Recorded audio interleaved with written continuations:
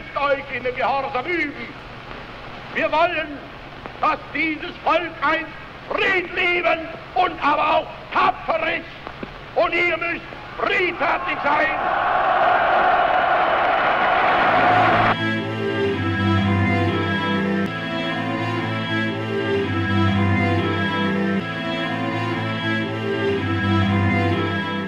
Katie Baxter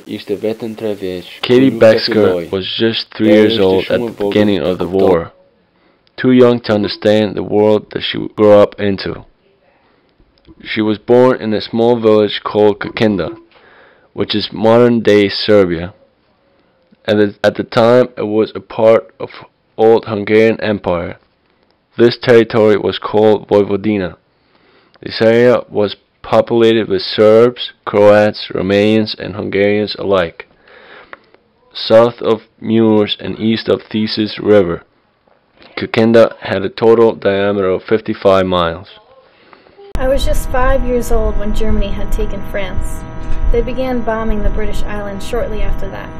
The war was so far from us. I had nothing to be afraid of. The Germans were our allies, and the Russians were friends with the Germans.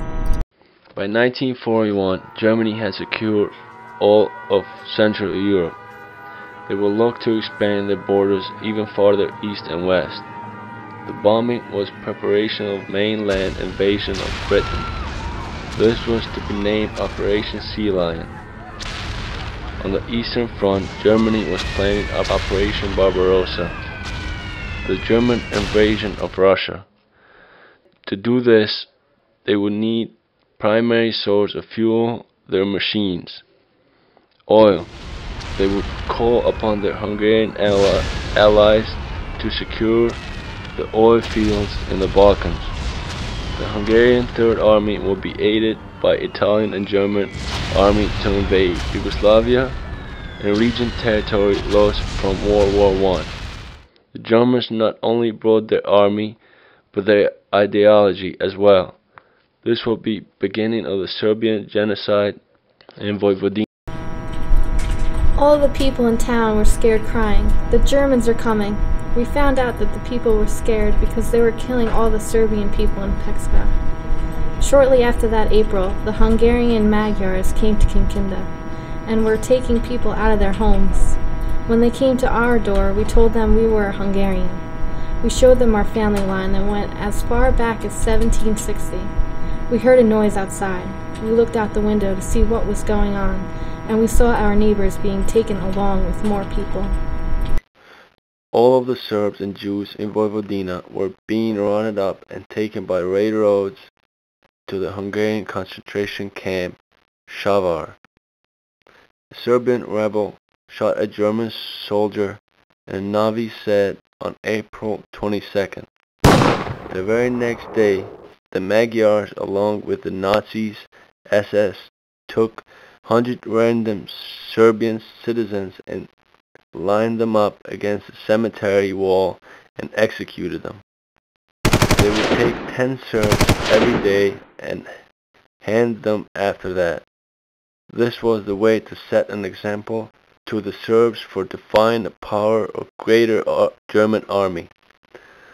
Although Novi Sad saw a worst of the terror, other cities like Sombor, Subotica, Panskova, and Ruma were all subjected to ethnic cleansing. The tide would go on for another 4 years. Back in Kikinda, Catherine and her family are making plans to flee their homes and escape the terror expression being brought by the Serb. Once a week the SS would come into our homes and ask us for our information. They would steal things from our home because they thought we were lying, or we would hide it and give it to the Serb. It was October when my father decided to leave Kikinda and go south to meet our uncle living in Sandurvo. We put on 3 layers of clothes so we would try and stay warm. We began packing what we could in a wagon for our journey. It was an early winter for October in 1944. The war had been going on for 6 years and finally the Germans were being pushed back. The Soviets were making their way through Poland and now had their sight on Budapest. In fear of fighting coming to Kikinda, Catherine and her family started their journey south to cross the Danube River, where they would meet her uncle in Samdarova that could sponsor them to take a ship to America. By leaving their homes, they would be suspected of being traitors. This punishment would certainly end in the death. We snuck out in the middle of the night and began walking through the village farmlands. Father told us not to speak and be quiet so we wouldn't get caught. We would walk for hours in silence. We only stopped if we found food or could not walk anymore. We were so cold walking. Night and day we would pray that the river would someday be in front of us. At the river Danube, hundreds of refugees were trying to cross over in a protected Serbian territory.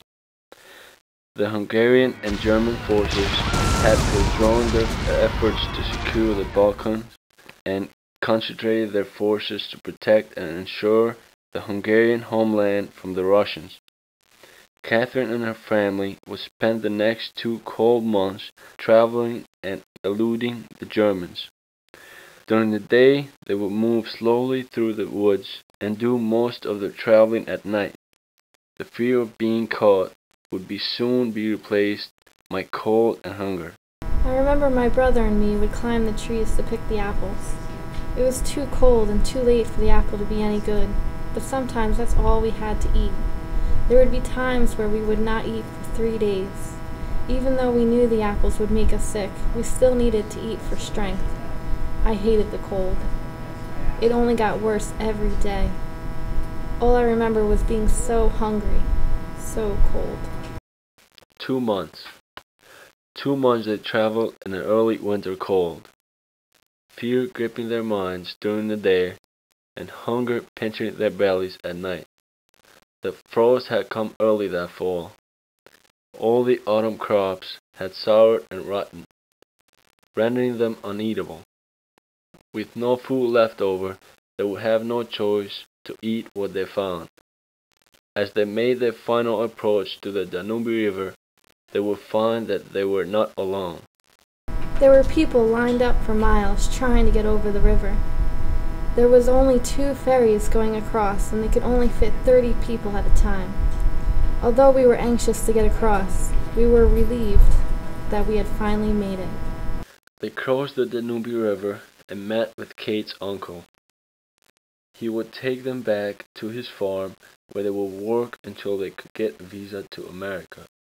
It would take another 4 years before everyone could make it safely to US. Kate was the last of the children to make it to their new home in Midwest. Those years in Kikinda were the most terrifying times of my young life. I still to this day do not understand the inhumanity of being born inferior. It lies inside of me every day. I have never gone back to my home country. I have never eaten an apple since that journey. And I will never speak louder than a whisper, in fears of being judged once again. All I want for the rest of my life is peace.